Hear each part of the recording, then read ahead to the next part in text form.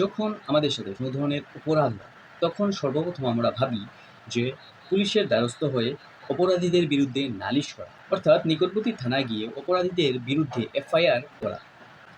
কিন্তু থানা কর্তৃপক্ষ যদি এফআইআর লিখতে রাজি হন না, তখন আপনাদের কাছে কি উপায় থাকে যে আপনি অপরাধীদের বিরুদ্ধে আইনত ব্যবস্থা গ্রহণ করতে পারেন? তো প্রথমত আপনি নিজে বা কোনো অভিজ্ঞ ব্যক্তির দ্বারা আপনার ঘটনার তারিখ, সময় ও ঘটনার বিবরণ লিখে থানা কর্তৃপক্ষের কাছে জমা দিতে পারেন।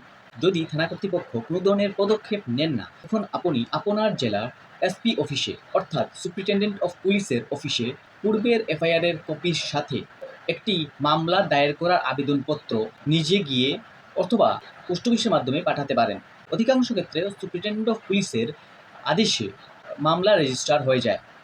আর যদি এসপি সাহেবের কাছে আবেদন করার পরও কোনো ধরনের পুলিশ গ্রহণ করেন না, তখন আপনি সরাসরি ভারতীয় নাগরিক সুরক্ষা সংহিতা 2023-এর 175 নং ধারা অনুসারে সরাসরি ম্যাজিস্ট্রেট সাহেব বা ম্যাজিস্ট্রেট সাহিবার কাছে আপনার অভিযোগ দায়ের করতে পারেন।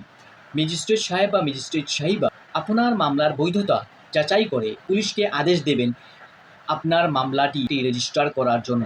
তখন পুলিশ বাধ্য আপনার এফআইআরটি রেজিস্টার করার জন্য। এটা আমাদের মনে রাখা দরকার, এফআইআর রেজিস্টার করার জন্য পুলিশ আপনাদের কাছে টাকা বা অন্য কোনো ধরনের ঘুষ চাইতে পারবে না।